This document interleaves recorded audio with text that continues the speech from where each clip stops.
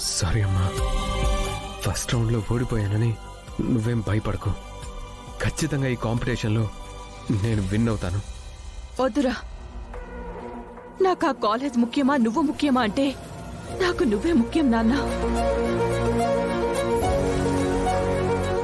నువ్విలా దెబ్బలు తింటే గాని నాకు ఆ కాలేజ్ దక్కదు అంటే నాకు అసలు ఆ కాలేజే అవసరం లేదు. వాళ్ళకే ఇచ్చేద్దాం. ఏంటంటే కాలేజీని ఎలా వదులుకుంటాం? లేకపోతే వీడిని చంపేసుకోమంటావా? అది కాదంటే. ఏది కాదు? వీడి పరిస్థితి చూసావా ఎలా ఉందో? ఈ పరిస్థితుల్లో వీడి బరిలోకి దించమంటావా?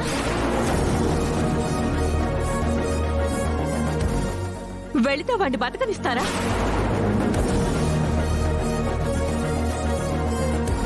ఆ భిక్షపతి గెలవాలని చూడడం లేదు, నా కొడుకుని చంపాలని చూస్తున్నాడు.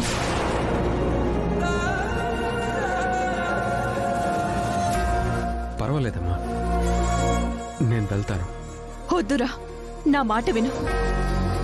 నాకీ కాలేజ్ వద్దు, వదిలేద్దాం.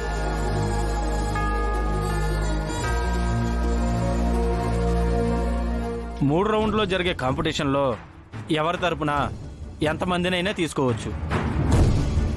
అంటే ఒక్కరే లాస్ట్ రౌండ్ వరకు కంటిన్యూ అవ్వచ్చు, లేదా రౌండ్కి ఒకరి చొప్పున కూడా రావచ్చు. అది మీ చాయిస్. ఆంటీ, ఈ కాంపిటీషన్లో 3 రౌండ్లో ఒక్కరే పార్టిసిపేట్ చేయాల్సిన అవసరం లేదు కదా. ఎంతమందినైనా తెచ్చుకోవచ్చని చెప్పారు కదా. అవును, అందుకే నాకు తెలిసిన ఒక ప్రొఫెషనల్ బాక్సర్ ఉన్నాడు.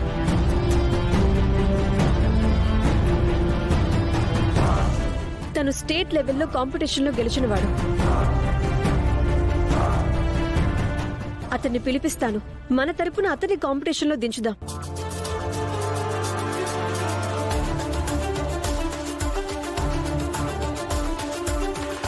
అవునా ఆంటీ, ఇదే కరెక్ట్. భువన, వెంటనే అతన్ని రమ్మను. ఆగు భువన, అవసరం లేదు.